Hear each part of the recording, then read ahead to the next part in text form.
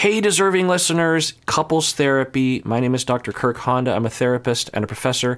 If you're watching this, you are watching the trailer version of this episode. If you want to see the full episode, you have to become a member of the YouTube channel by clicking the link below, but only if you want to.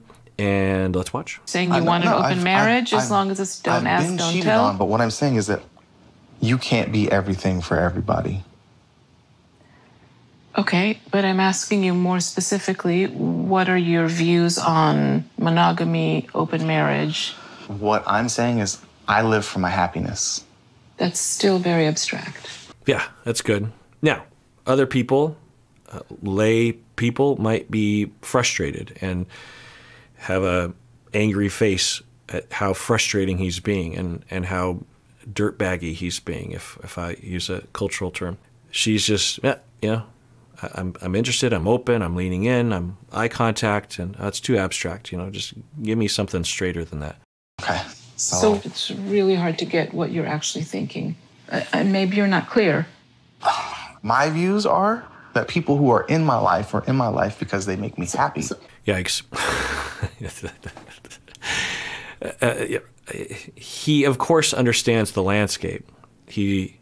Not of course, but I'm assuming he's an adult. He understands the landscape. The question is it permissible within the rules of your relationship that you two have established and communicated to each other for either one of you to be with another person? That is the conversation at hand. That's the whole thing here. It's obvious. He knows that. I would bet a lot of money that he knows that is the landscape, but that's not what he's addressing. He's avoiding that, right? He's doing everything he can to not answer that question and to obscure it by having all these platitudes. It also makes me wonder if he's in an echo chamber where he's been told these kinds of phrases and he feels justified because there's a subreddit of people that are forcibly trying to get their partners to be polyamorous, which is not polyamory. So another scenario is you have someone who is probably more happy in an open relationship, in a polyamorous relationship, and will be very unhappy in a monogamous relationship just by the way they developed or the way that they were born or something, who knows, nothing wrong with that. Because of society, they don't know about open relationship or ethical non-monogamy, and they engage in a monogamous relationship.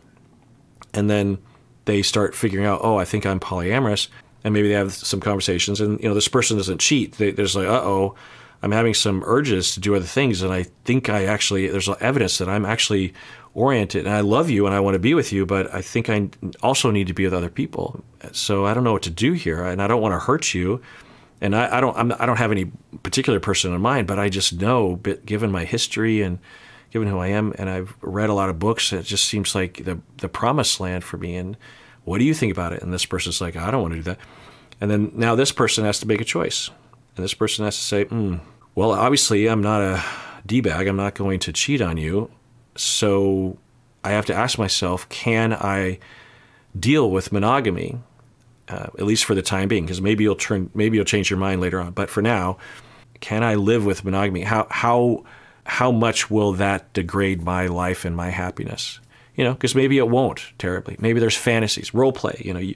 You play someone else, dress up as someone else, and we'll do it. Maybe there's sublimation and ways of dealing with it.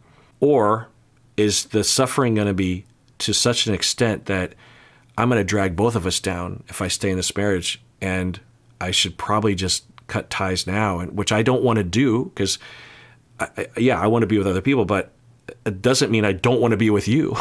I love you. I want to be with you. But I also really need to be with other people. So what do I do with that? It's a very tough decision. I've been with clients as they've gone through that.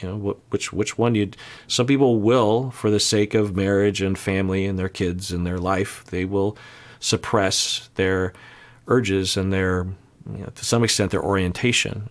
They're living part of their orientation out, but not entirely. Or they will break up, and it will be very sad. And both people are, usually when someone's breaking up, one person is losing and the other person is winning, right? I mean, both people are losing, but Usually the person that's doing the dumping is just like, I don't want to be in this relationship. For that scenario, the polyamorously oriented person, they absolutely love this person and want to be in the relationship. So both of them have to sacrifice their relationship so that both people can be with the appropriate sorts of people. The polyamorous person can look for polyamorous, and the monogamous person can look for another monogamous person to be with. It's a really sad scenario. And again, as I was saying earlier, with more awareness and more education and more talk, there will be more people that will know they're polyamorous earlier and won't engage with a monogamous individual just for this reason. Really hard to get what you're actually thinking. And maybe you're not clear. My views are that people who are in my life are in my life because they make me happy. I'm sorry, as far as, Sean, let's... I'm so confused. Just question. I think Do you monogamy know is a that you're farce. being... You think what? I think monogamy is a farce. I think it's something that too many people... Okay, so she's about to ask, do you know that you're being confusing? Or do you know that you're evading? Do you know that? Because I'm asking you a direct question and you're not answering it. Okay, just chiming in. This is the end of the trailer portion, the free portion. If you want to see the full episode, become a YouTube member, only if you want to. And everyone out there, please take care of yourself because you deserve it. You really, really do.